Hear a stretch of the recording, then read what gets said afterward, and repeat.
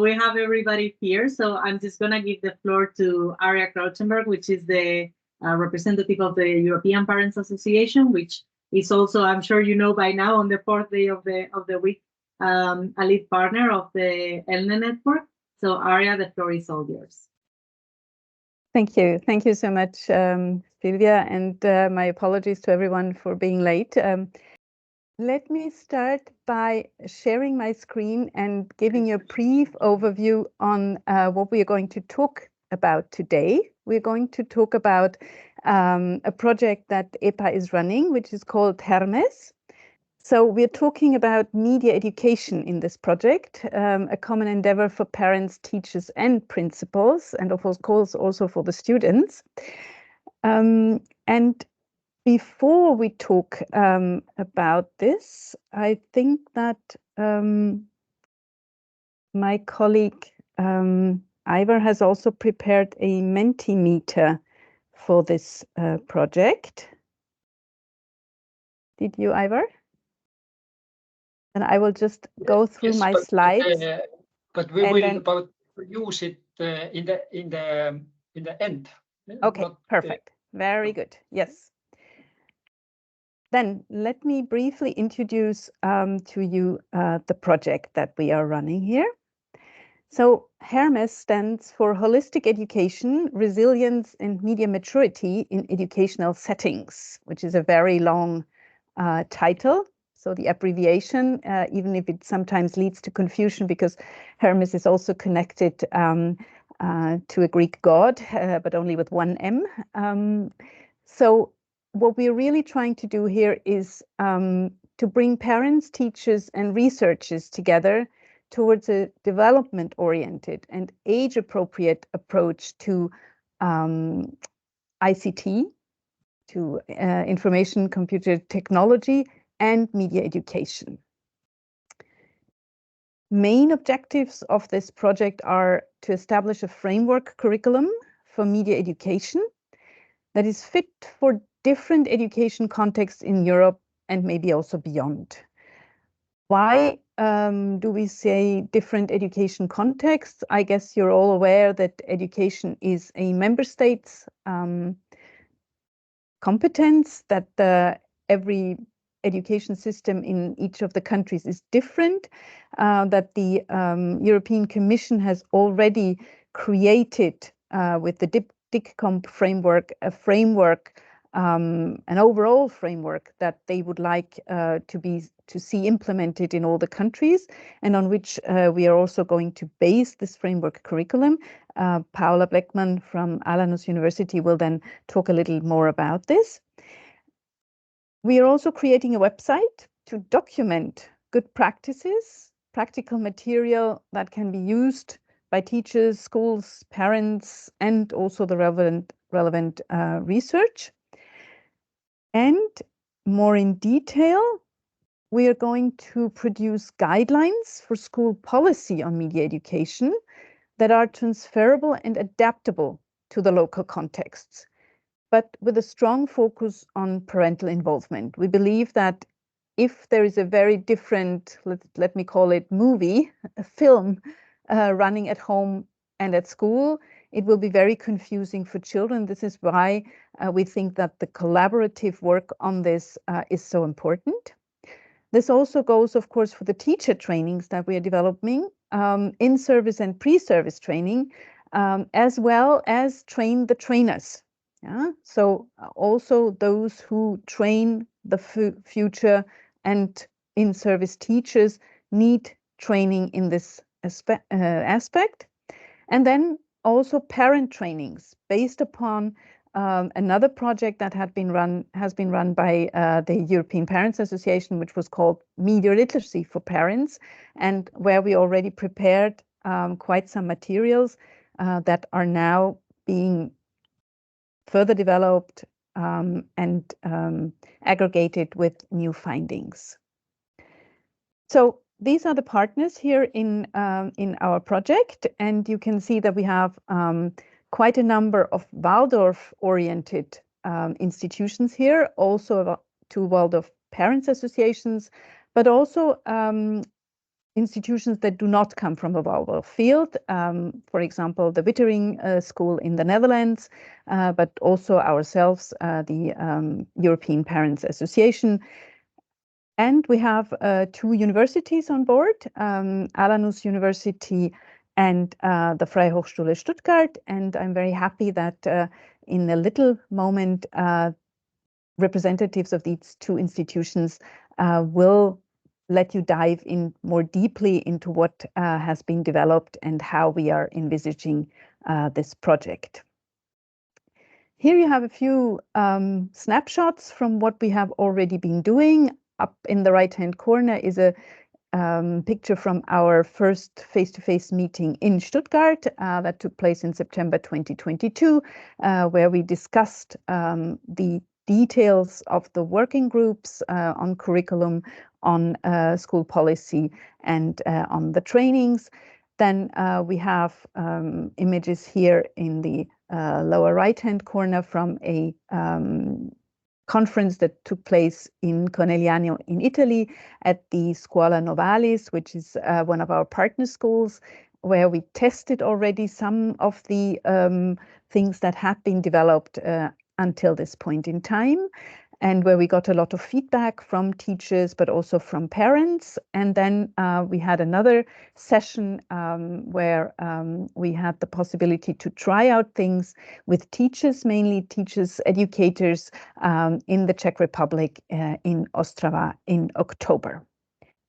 And hand over to Paula Bleckmann from Alanus University and ask her for her keynote.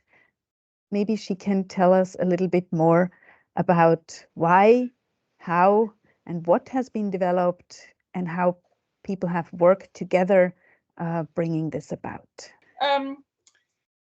Welcome everybody. Now that you do see my camera, I was tempted to do a card trick, but I won't, just because with an eye on the clock. So please, can you go to the next slide, Adia? Mm-hmm. Yeah. Yeah, times have changed. I'm not gonna comment on that too much. Next slide, please. Yes. Okay, another one, I guess. Okay, so in this HERMMES project, very fortunately, we had a lot of experience of working with educational institutions, both kindergartens and schools. And we just wanted to point out that there is a difficulty there. There are different viewpoints, there are different goals, there are different roles of principals and parents and teachers and the technical staff. And we are facing a kind of a problem of a polarized discourse. And maybe you will know that a lot of parents, in kindergarten parents, when you ask them, okay, so what are your goals regarding digital media? Oh, they say it's a continuous fight. They want to use them more and we want the children to use them less. At the same time, you get initiatives all around Europe saying we need more digital media in kindergartens. So this is just one example where it seems that there is a kind of polarized discourse, and then the problem is that doctors, developmental psychologists would basically agree with the parents that the children are using it like too much at home and that it's harming their speech development, harming different aspects of the physical, the psychosocial, and the cognitive development. So I wanted to show the next slide as an example of this polarized discourse. One side, there's nothing to be lost by children using less screen media, but we may ultimately be responsible for the greatest health scandal of our time. This is a British neuropsychologist, Dr. Eric Sigman. Next slide, please. The other side of the polarized debate. Here's Jane McGonigal. And maybe you can just read yourself, this huge space of games that are being created for physical activity. The idea that we can use these games to reduce obesity, stop diabetes. By the way, there are 14 chapters regarding what other wonderful things you can do via introducing more digital games. And only one of them is that this would eventually even lead to world peace. It's a great idea, Mrs. McGonigal, who is a game designer by profession. So you'd probably all agree that it's a polarized debate, yes. And how do we solve this? Next slide, please. So this question, is digitalization good or bad for our children? In the HERMMES project, we've agreed that it's actually the polarized discourse in itself that is bad for children. That in educating children in this digitally imprinted world, we need to bring together the prevention of digital risks, because yes, overuse and problematic use of digital media can be bad, and the fostering of digital skills, because a critical, informed, mature use of digital media can be good. So that's maybe an explanation of this aspect of resilience. Resilience also meaning prevention of digital risks, and media maturity, the full range of abilities needed to make full use of the potential and the good aspects of digital media. Next slide, please. So who can do what and how? I'm kind of looking at this HERMMES project from a bird's eye perspective. There's a rationale behind it that really says it takes a whole village to raise a child. Okay, a school or a kindergarten is not a whole village, but there's a whole community of grown-ups who can make it more the village, that the child needs to grow up healthy. So many, many different aspects of community building around healthy childhood in the digital age are included. There is a 5+2 structure in the HERMMES project, which consists of the curriculum, which I'm going to go into later, and +2 parts where it's really grown-ups, caretakers, whether it be parents or K-12 teachers, where we kind of touch on our own noses. What is the setting required to let children grow up healthy in the digital age? So there's a strong focus on developing and also further developing existing materials for parent cooperation and for both technical and pedagogical support for media education.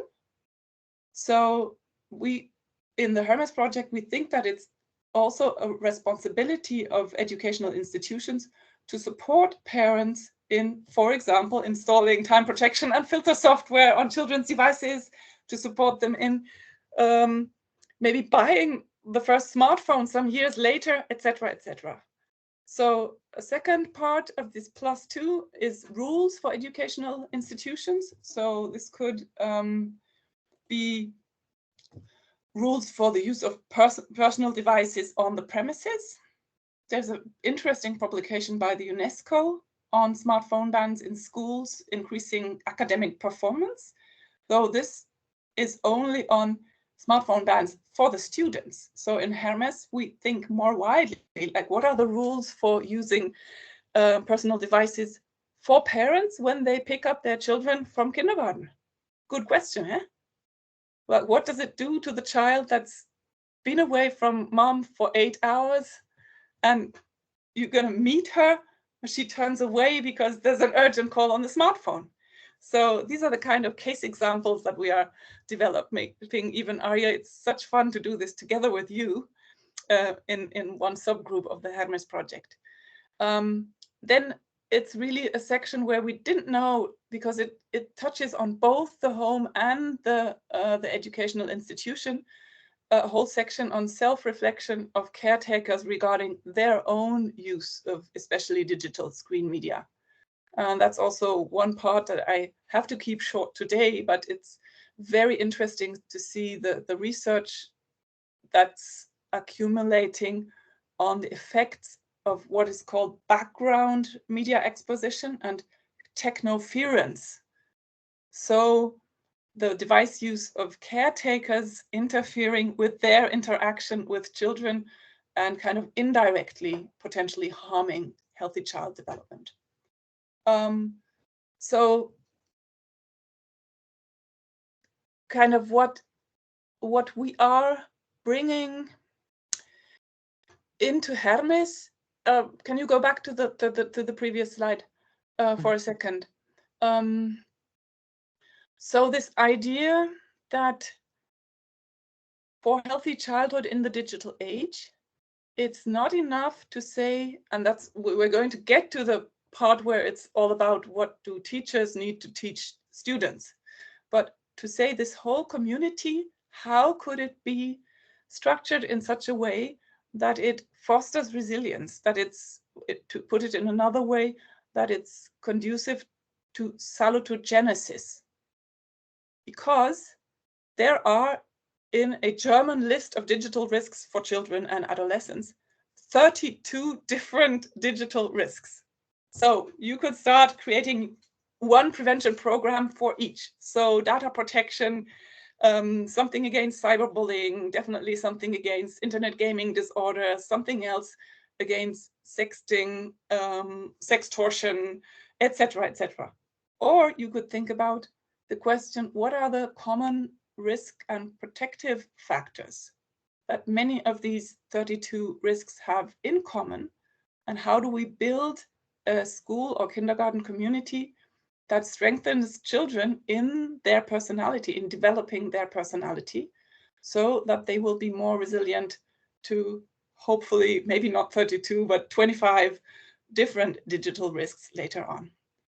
So that's as much as I wanted to say about the +2. Let's get to the 5 with the next slide and the next slide. So the HERMMES curriculum is split into these 5 areas that correspond very closely to the European Digital Competencies Framework's 5 different competence areas. And the added value as compared to other ways of implementing this DigCom framework are that there's a special focus on well-being, on prevention, a special focus on this community approach, also cooperation with parents, as well as this idea that we don't necessarily need digital media to teach children the skills needed to make good use of digital media. So maybe Arya, if you could go to the next slide. That's what this curriculum looks like in the preliminary version. You can see that there are 5 colors corresponding to the 5 areas of digital competences framework. And you can see that that's what makes it age appropriate. We have tried to find examples of what could be done even in the age of 0 to 3 years, which is the age category that you can see at the top, to foster well-being, safety, and security, or for communication, cooperation, and empathy.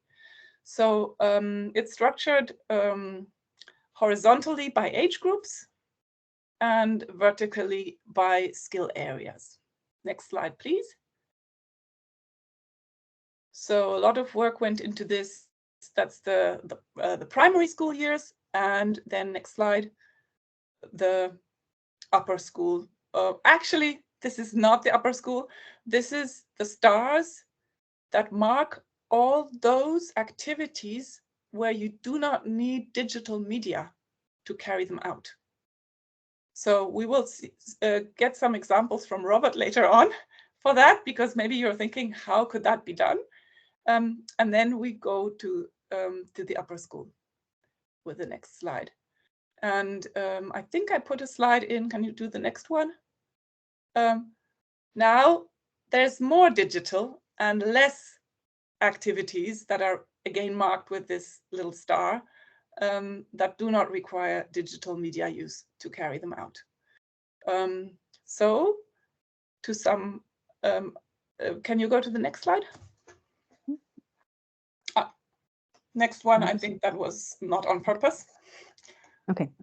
Okay, so there are 3 guiding principles in this curriculum design.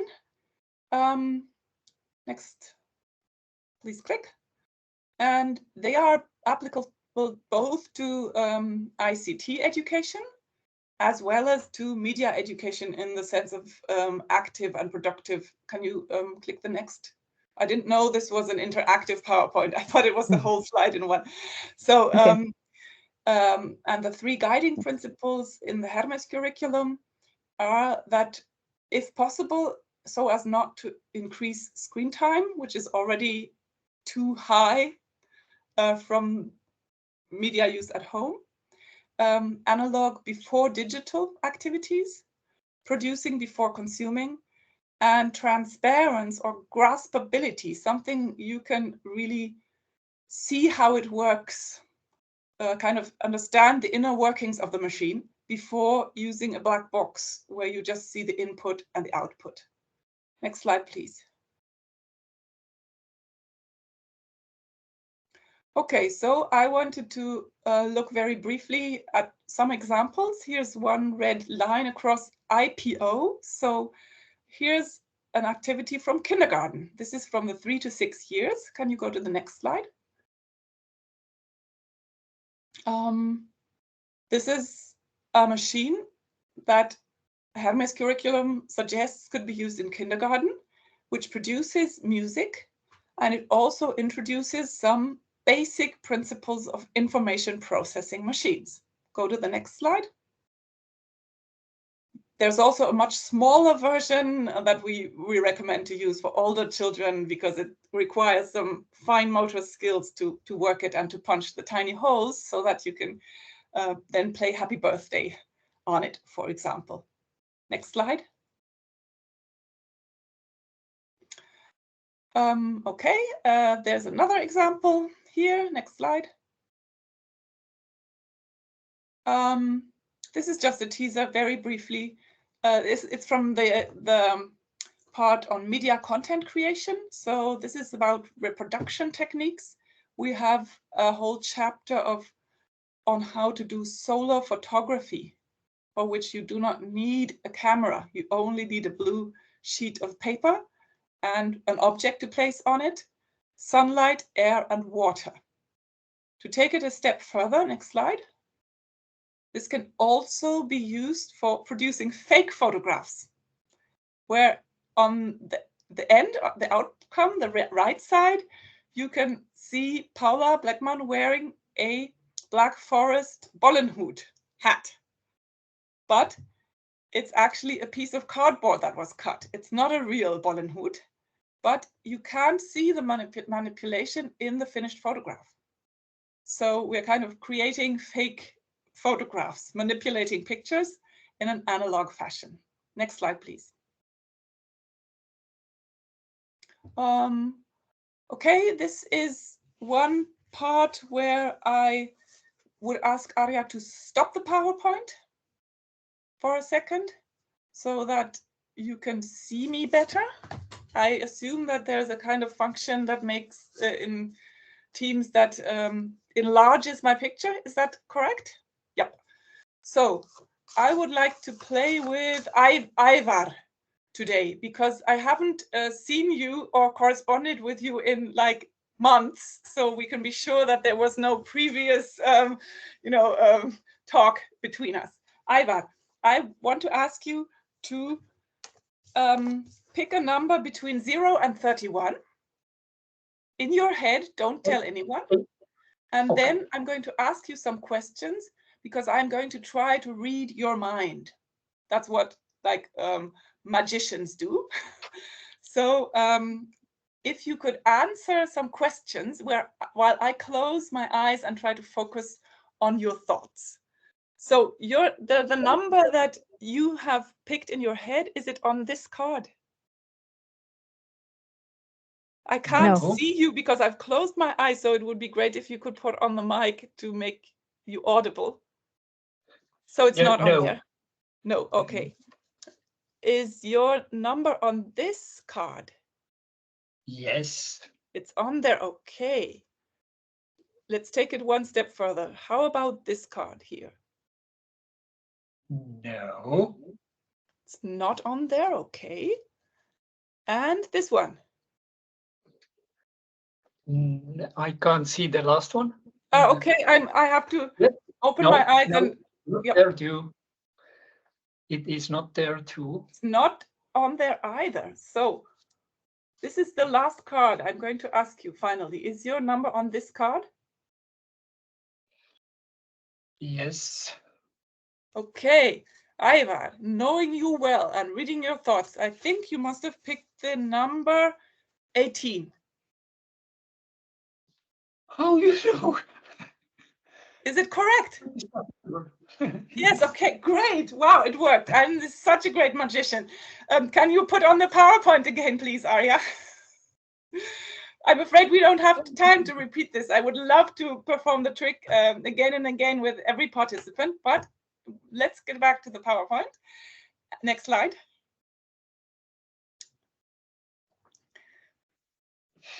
Can you go to the next one? Thank you. So this is an example. That was an example where we did the card trick, and that's an example of a sorting network. Next slide. Because I do want to get to the point where, okay, this is another example, and we're going to skip. It's about edge-punched cards for critical data literacy. So, of course, the HERMMES curriculum also, can you go to the previous one? It contains references to existing kind of mainstream digital resources that teach about digital media by using digital media. So I just made a stronger point of giving examples from the HERMMES curriculum that are teaching about media or teaching about how to be productive with media, understanding fundamental principles of ICT without increasing screen time and without being on a computer, because they are much less known. So this is just a brief insight into some parts of the kind of upper school curriculum, where the next slide shows resources for teachers for critical data literacy, or rather also critical big data literacy. Next, please. A great collection of resources for teaching about data. And then the next one is also very useful, not only for students, but also teachers, which is why I included it.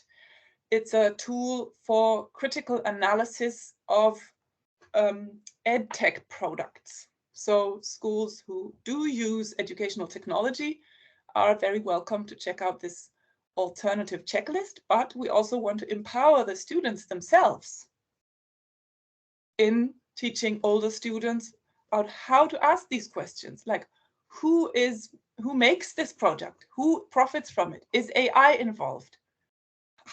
What time am I going to spend with it? What's it going to do with my eyesight or my tendency to depression? All those kind of questions. Is there gamification involved, etc., etc.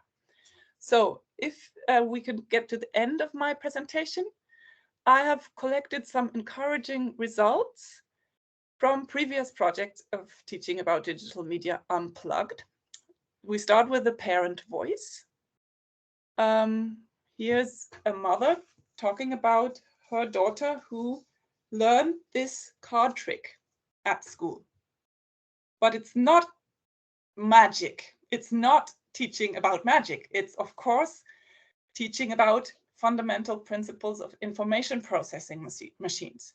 So what it's really about is it's about a binary search algorithm.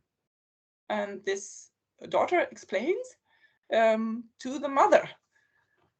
So the daughter performed the card trick over again with us, with siblings, with relatives. She was so proud that she could fool us and pretend it was magic. I'm going to stop reading here, because we just looked at that sentence, and when later we thought, what do they say about computers now in the group discussions? They are sometimes saying things like, it looks like magic, but now that we know it's only maths. So there's reference to the card trick there, that you are confronted with lots of things that look like magic because you don't understand how they work. So it's kind of a metaphor for children being confronted with things they don't understand in terms of what they see online, in terms of AI, in terms of ChatGPT, etc. And we hope to kind of build resilience in them, make them understand the fundamental principles, so they will maybe think, okay, I don't understand how this works yet, but it must be another one of these magic tricks that turn out to be mathematics, really. So the daughter says, you know, it's very simple. You are actually telling me the answer. You say no, yes, no, no, yes, 0, 1, 0, 0, 1. And then I know, for example, that it must be the number 9. Of course, that will be too quick for you, Ivar, to understand why why would I know that it was number 18? But it's all about understanding the binary system, and it's all about understanding binary search algorithms. And what I find so striking about this particular quote is that children seem to have a need to repeat this kind of from the perspective of they're not the victim of the magician or the audience. Now they are the magician themselves, and they fool other people into believing that it's magic when it's really maths. So the last 2 slides are some direct results from the group discussions with the students who like to learn the magic trick. One student said, my parents are still wondering how it works. There's code behind each number, and you have to remember that. And one student even, like, you see that my numbers are all written in a sequence, but one student says, I write my numbers all jumbled instead of in a sequence, so the other person doesn't notice, so the other person will not understand how the trick works too fast. And maybe with an eye on the time, the last quote from the children, understanding that the computer calculates everything and does not think. I think I also have one original voice from the teacher. And there's some mistake in the PowerPoint, but the upper quote is from the teacher. I always thought for ICT, informatic lessons, you needed to be trained in ICT and you needed tablets for the students. And I objected to that and thought it was not developmentally appropriate to do it. Now with the sorting network, I realize that we move a lot and it does not increase time. And I think she said something like, it's really fun and I'm going to do it a lot more in the future. So with that, Ari, I think there's only a references slide at the end. I want to thank you so much and hand over to Robert. Yes, okay. So thank you, Paula, as well for this nice example. I will present you with another example and then another couple of small examples, and as well to give you an impression like what we talked about already. This question, do we have to use computers? Do we have to use screens to understand computers? Maybe at this moment, just a very short kind of look into the world. Maybe you have, maybe you recognized in the last month, actually, there was a very interesting shift, like in the European countries like Denmark and Sweden and Netherlands, who were always saying like, we want to have computers, we want to have tablets in the very early age, even if in the kindergarten age. And it was very interesting that there is a kind of shift back. Sweden is taking or re-evaluating the whole education with the whole electronic education in a way.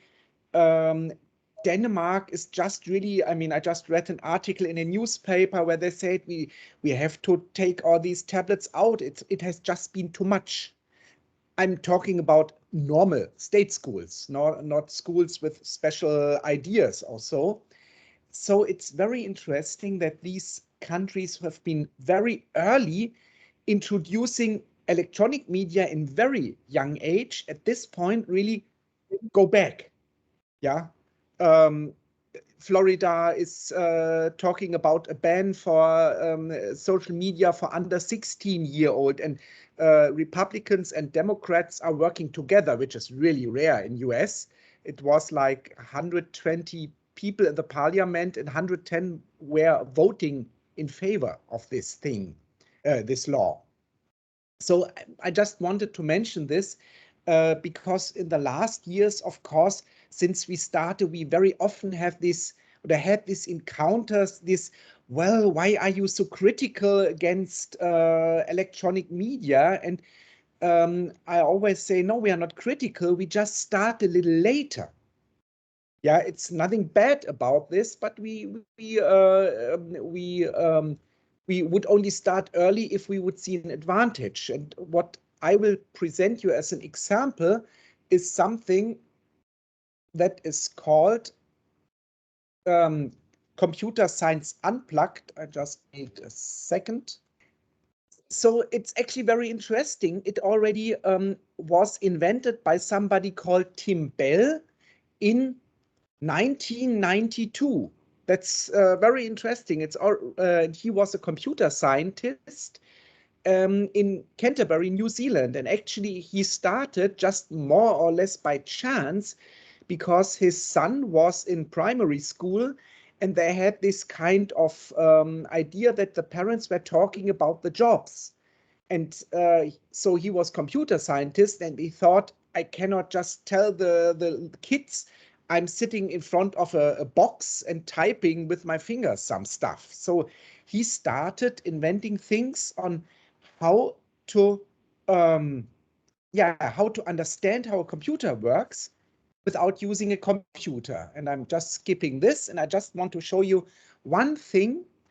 Like you all probably experience when you send an email or a message to somebody, it's usually very quick.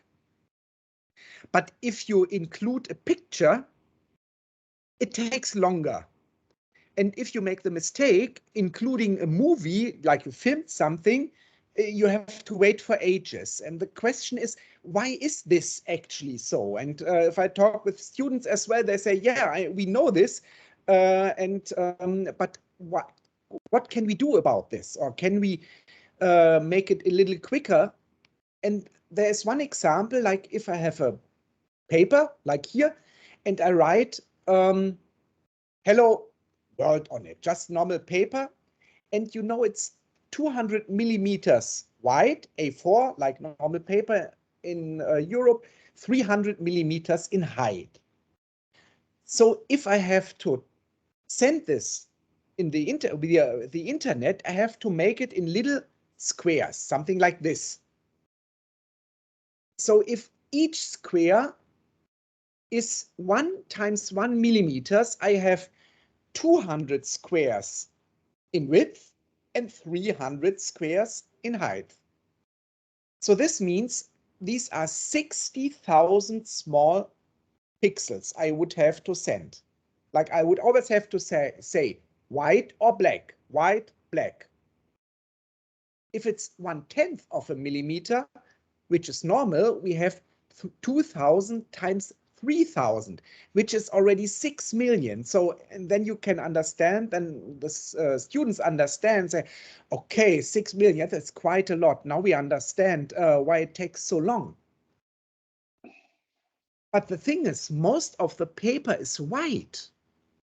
So if I want to take all these pixels, I'm kind of saying like white, white, white, white, white. I have to say 2,000 times white just for one line. Maybe there is a way we can understand how to compress this whole image. And in order to understand this, I just take the letter A. And in the middle, I have the A as well, enlarged, like we have this this grid, and you see it's like, if I would translate this into white and black, it would be white black, black, black, white. And then the next line is white, white, white, white, white, white, white, black. And so on. And white, black, black, black, black, and so on. So, and I would have to do it for all the 6 million squares. And I show you some numbers here. Maybe you can understand what do these numbers mean. It's like 1, 3, 1. For the first line is 1 white, 3 black, 1 white. Then 4 whites, 1 black. So that's much less text than saying white, white, white, white, black. Then 1 white, 4 black, and then comes the 0. Why is there 0? Yeah, well, it's black, but we always started with white. So we have to say 0 whites, 1 black, 3 whites, 1 black, and so on. So this is a way of compressing an image. And if we come back to our example in the middle, in the beginning, we would have here the first lines would be, instead of 200 or 2000 times saying white, we just would have to say 200 for the first line. That's quite a lot less information. And then for the second line as well, we have just 200. And for the first 25 or so lines, we have 200, and then the black starts. So we would save quite a lot of work in digitizing or transmitting this. And of course, for the students, we hand out some worksheets. I would like to share with you, but actually it's, I can show you at least. So the first worksheet is, you see here, it says 4, 11, 3. This means 4 white, 11 black, 3 white. So we would hand out it in paper, and you would just take a pencil and you would go through this and would just make it black. Then we have 4 white, 9 black, 2 white, 1 black, 2 white. We have the same again. That's easy. And then we have again 4 white. So it seems always to start with 4 whites, 11 black, and then 3 whites. We have 4 whites, 9 black, 5 whites. And the same again. And we have 5 whites, 7 black, 6 whites. You might see already what this could be. And we have 0 whites and 18 black, 1 white, 15 black, 2 whites. And you see it's a cup of coffee. And what I cannot share with you here is like the atmosphere in the class. If you have all these students sitting there and making this black and saying that, oh, it's a cup of coffee, or for the next, oh, it's a smiley, or it's a key, or whatever. And of course, what we do then is, I have it only in German, but I can quickly translate. It just say, draw your own picture. And you can see on the left, there is space for making the own picture. And then on the right, you write the numbers, and then you cut it, and you give the numbers to somebody else in the class, and they take the numbers and they draw the picture again. So, yeah, if I'm looking back from a perspective, yeah, what did we do?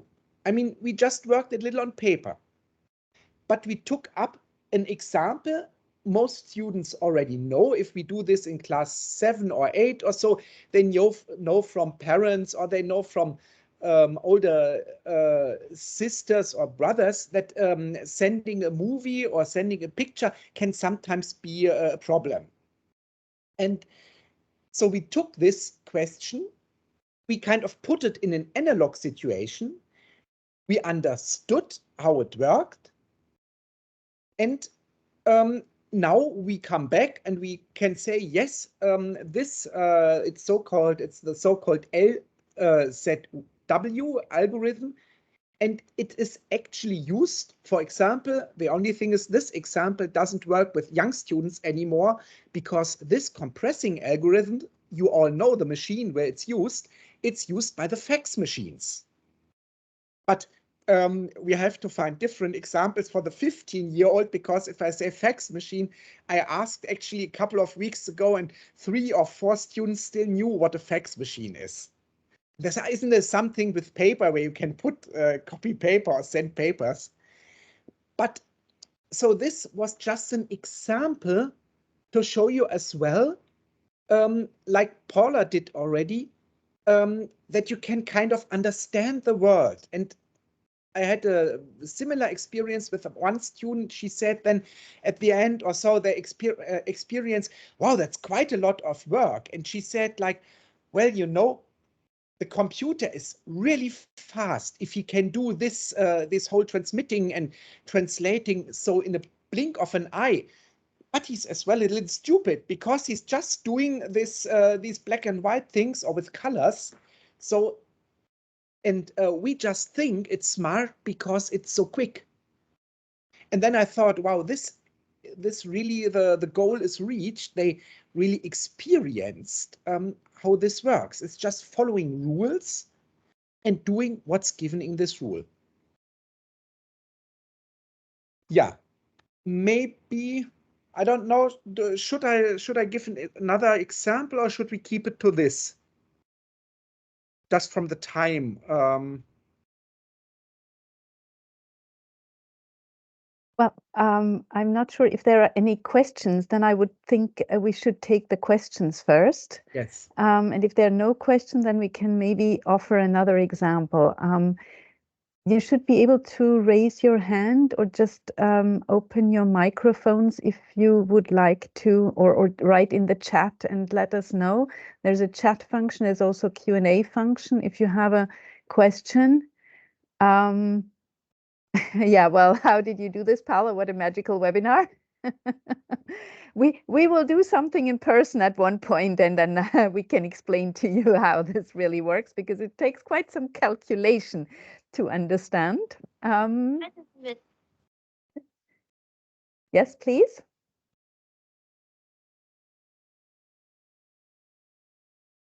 Do we have any other questions? You can write them either in the chat or... Oh, sorry. Or in the Q&A. I don't see anything here. People are so impressed. There are no questions yet. Well, then, Robert, I would suggest just one more example, please, and then we go into the... Let me just, yeah, that is so. And what I would give now is another example for class. We very often do in class 7. And this is an example of creating a stop motion movie. And I think it's a very good example because here you have kind of analog and digital working together. And probably you all know what these stop motion movies are. You, if I say Shaun the Sheep, this is, I think, known in all Europe. It's like, but you have it with all animated movies. You take a picture, then you move something a little bit, and then you take another picture. And the interesting thing is, we have like 1 week, every day we had 2 or 3 school hours with this class. And first the students realize, first we have to have an idea, and then we have to build a set. We even start using the iPads, and we have to write down the script. And so it takes normally 2 days to do all the preparation. And then there is 1 day of really, well, 2 days, 1.5 days of making taking the pictures. And in the end, you have to put voice there as well. And so it's, and then in the end, you have this movie. And I just want to show you some examples you see here. For example, these students, they built a volcano, because the story was about a volcano that would break out, and you can see they made the volcano with something like clay, and then there is a background with mountains, and actually they brought a little fog machine, because when the volcano breaks out, you need some fog. And yeah, or here another example, they had a horse race in Rome. So it took them quite a while. They had to draw the background as well. They had to make all the things there for the horses, and then they took all the pictures. And I have a short clip, like maybe 10 seconds or so. I think it should work if I share this. You see, she's taking picture, moving.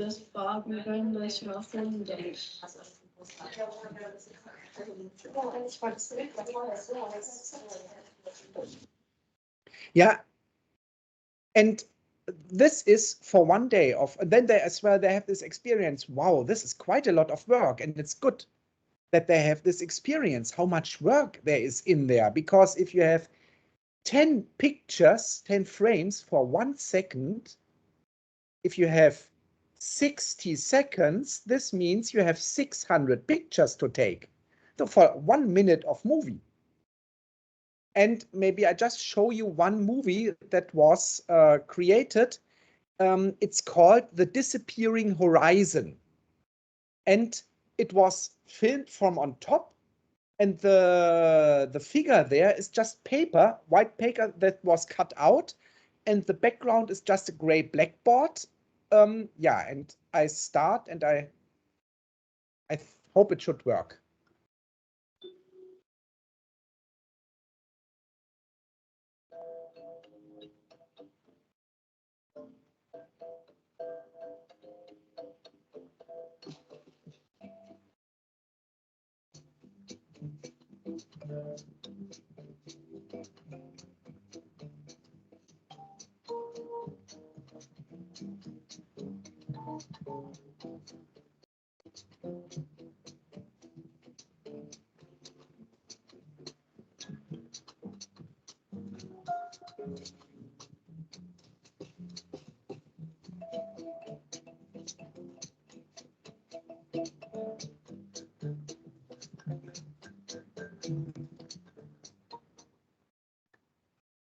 Yeah, and you can imagine the students really have fun, and they really experience as well these kind of, you say, like, sometimes they are called soft skills, but actually they are very important. Like, they work always in groups of 3 or 4 students.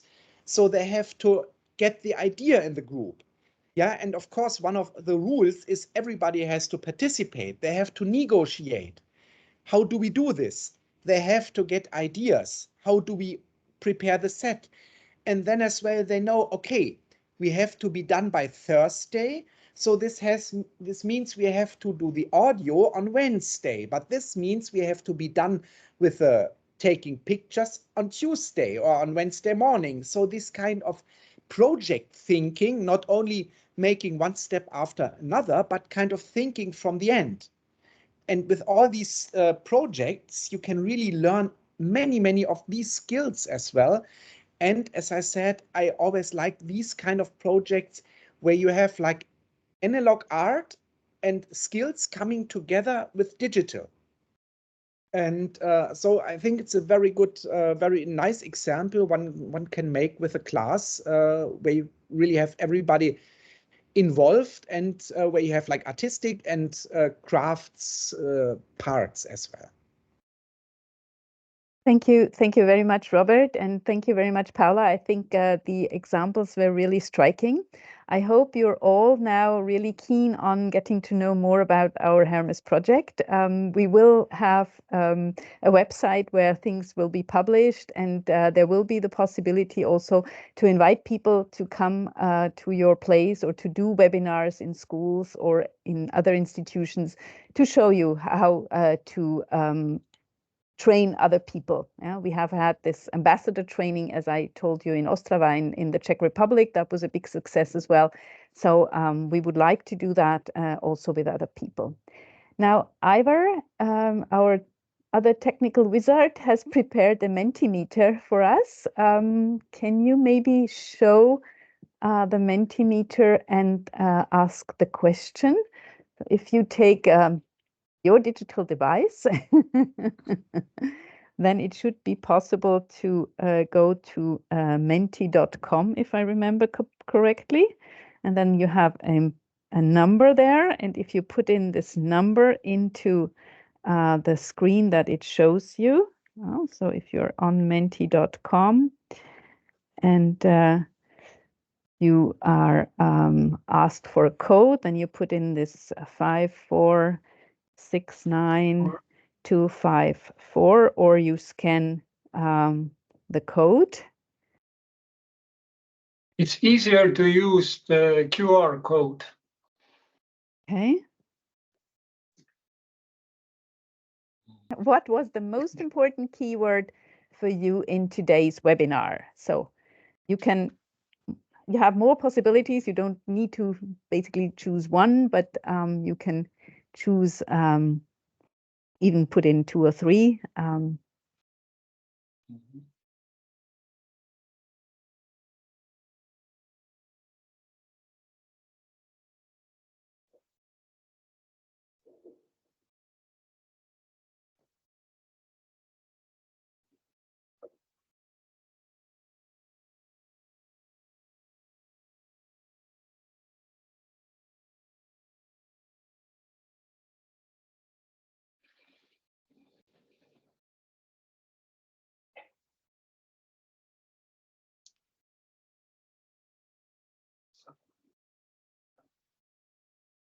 Yeah, collaboration is your favorite word, obviously.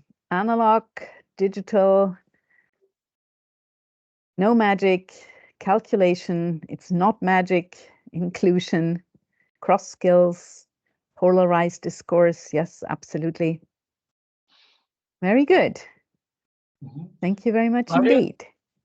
If I may, I will make the short introduction for the next question. Please. Okay. The question is, what is the most important difference between artificial intelligence and human? And the question is raised because in Estonia, we have an old saying that fear has a big eyes. And as you know, fear is the very profitable selling point in the media. That's why the internet and newspapers are full of horror stories about how AI will take over humanity. And since awareness is a good medicine against all kinds of illusions, I would like to ask this question. And it gives us the much deeper understanding what is the difference. And is it possible that something technical can take over the something natural?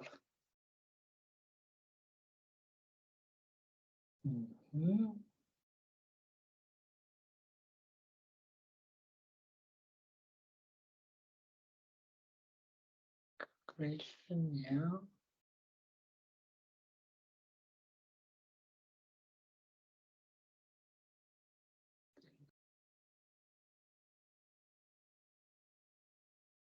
Very good. Thank you. Thank you. It seems to me that emotions are and feelings, sensibility is the most important what gives the trust, what gives us the something more that this calculation machine has.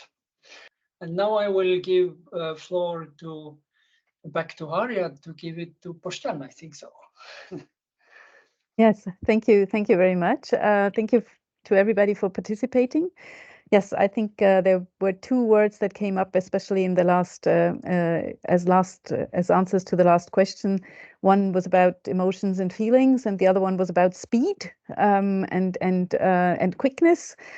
So evidently, machines can calculate faster than human beings can, but they have no emotions. I think that's a very important point. And that is something that we also need to stress when we talk to children, that they understand that whatever machine, even though a robot is out there that looks like a human or does things as a human, it's still a robot, it's still a machine, it's a calculator, basically. And with that, I would like to hand over to Boštjan for some closing remarks. Thank you very much. And please join us also tomorrow for our webinar on empowering of school boards at the same time, 4:15 in this channel. Yeah. Yeah, we have another technical problem on our hands. I can see that. Yeah, well, so much about media education and digital learning day. I think we have done a lot of it today, all of us, including Paula and myself, trying to get in, trying to make things work. But I think we're all in this together, and we have seen that, yeah, not everything works every time. Technology is nice and very helpful when it works, but can be quite a burden if it doesn't. So we will continue working on this, and I think it's always helpful to try and do this together. That is why the other slide that we showed before, the question to the other Mentimeter, the answer of collaboration is so important. I think we all have this challenge together, parents, teachers, principals, students as well. So I think we can only make this work by working all together and shaping it in the way we would like it to work. We have to be aware that these things do not fall from heaven. As the magic, as we have seen, it's also not magic. It doesn't fall from heaven. It's man-made. There are always people behind everything. Sometimes it's big tech companies that also need to be controlled, where parents and society at large has to have influence on what is being done and what is not acceptable. I think that's a very important point also to stress with children, that things that are not tolerable in the analog world are not tolerable in the digital world as well. When we do parents trainings, we try to make also parents understand who have tendency sometimes to post each and every picture of their children in social media, but who would never post a photo, the same photo on the tree or on the lamp post in their district, to make people understand, but that is what they're doing when they post on social media without any filters. Yeah? So I think we have to educate ourselves, but we also have to educate the next generation. I hope to see you all at the next webinar that we are holding tomorrow, or at one of the others that are taking place already from tomorrow morning. It will be the last day of the ELNE webinar week, and we are looking forward to seeing you at some of the other webinars as well. Thank you very much for being with us. And thank you to our speakers and for all the technical support in the back. Thank you so much. Thank you, Arja, for Thank you. organizing this. Yes. Thank you.